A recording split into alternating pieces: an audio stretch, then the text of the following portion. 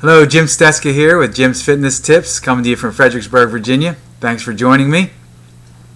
What I'd like to talk about today are your daily calorie needs. If you have the desire to lose weight and you want to get started, or maybe even gain weight, you need to know and have a baseline of what your daily calorie needs are in order to accomplish that goal. So I'm going to run you through a typical calculation in order to do that, so that will help you get started in your journey to losing weight, or perhaps even gaining weight, or even it's helpful if you want to maintain a certain weight as well. Okay, what I'm going to use is this P90X2 nutrition guide. Okay, it's one of the programs that Beachbody offers that I've been through. Excellent program, would highly recommend it. Okay, and this is a great nutrition guide, by the way. It has some great recipes, and if you follow the guide, you certainly cannot fail. But anyway, here is the calculation. I'll put the calculation underneath the video, so it'll be there in writing, but I just want to kind of explain it to you. Okay. The first thing you need to determine is what your resting metabolic rate is. And your resting metabolic rate is the amount of calories your body burns just through existence. Okay. And the typical approximation of that is your body weight, your current body weight, times 10.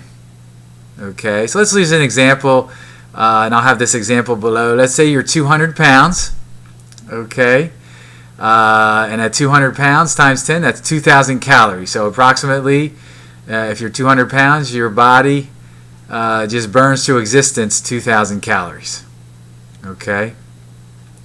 The next thing you need to determine is what's called your daily activity burn. Okay?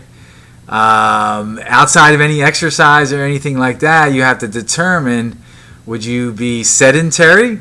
Okay? It means you don't really do much at all, perhaps outside of exercise. Or even maybe you don't exercise at all. Hopefully you do. But the second category will be moderately active. You do some activities every other day or something like that. Maybe you do lift things at work, boxes and stuff like that. Maybe you do walk a lot at work, or that type of thing. Walk from building to building, or something like that. You might be classified as moderately active. And perhaps after work, you are involved in some sort of minor physical activities or something like that, yard work, gardening, those type of things. Okay, and then the last category would be very active. Okay, and that would be a lot of strenuous exercise, not necessarily working out type exercise, but you do a lot of strenuous type of either work, okay, or certain types of things that might be very strenuous after work, okay, such as you come home and you do a lot of cleaning, okay, you spend two hours of cleaning the house pretty rigorously on most days, or 3 or 4 days a week, or something like that, or maybe you clean other people's houses as a part-time job outside of a full-time job, or maybe even that is your full-time job. Things like that. You might consider yourself very active. Okay. But let's take the middle road and say that you are moderately active. Okay, and in this calculation. And what you do is you times that 2,000 by 20%. Okay, if you were very active, it would be 30%. If you were sedentary, it would be 10%. Now, personally, I pick sedentary. I don't, outside of the exercise that I do. I have a pretty much an office job. I do some standing and walking around and that type of thing, but I don't do enough to say outside of exercise I'm moderately active, in my opinion. So I always use 10%, but for our calculation, we use 20%. Okay, so that's another 400 calories. So if we add those up so far, we're at 2,000 plus 400. We're at 2,400 calories in our calculation so far. Okay. The next thing you want to determine is what your daily activity burn would be through exercise. okay, or your daily exercise, really, your daily exercise calories that you burn on average, okay? And the P90X2 program recommends using 650 calories there, okay? I personally always use about 500 calories. If I burn a little bit more than that, okay, I'm good, but I usually use on average in this calculation 500 calories. So let's say you exercise most days. If you don't exercise at all, you would put 0 here. But if you do some exercise, it just depends. If you exercise 6 days a week like myself, I recommend 500 calories. P90X2 book recommends 650. So you have to determine which figure you're going to use. But let's use 500. Okay. So we add that to the 2400. We're now at 2900 calories. Okay. Now you have to determine, okay, of course, are you on a program that you want to lose weight? Okay, if you are, you would want to subtract 500 calories from that. Okay, and that'll be about an average that you'll lose about a pound a week. Okay, and that's very, very, very good goal to have. Okay, you might lose a little bit more than that, but anytime you're around 1 to 2 pounds a week, that's very healthy weight loss. Whenever you get more than, especially 2 pounds a week that you're losing, that would be considered more unhealthy weight loss. Okay, so let's say that you want to lose weight and you're 500 pounds of a deficit.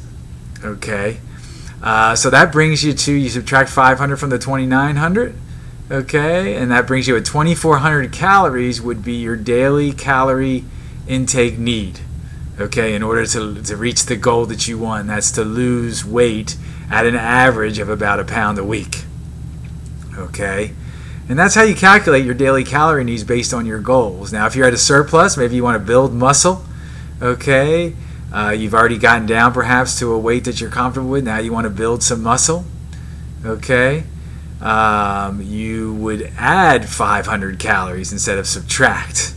So in our previous calculation, we were at 2,900. If you add 500 to that, your calorie needs would be 3,400 calories a day in order to gain weight. Okay, now you wouldn't gain all muscle from that. You're going to gain some fat from that. That's just how the body works. Okay, and that's going to depend on your protein intake. If you have a large protein intake, you'll gain more muscle than fat, but it does depend a huge part on your protein intake there, on whether you're going to gain muscle or fat. Okay. Now some people want to maintain. If you want to maintain, you wouldn't have a deficit or a surplus.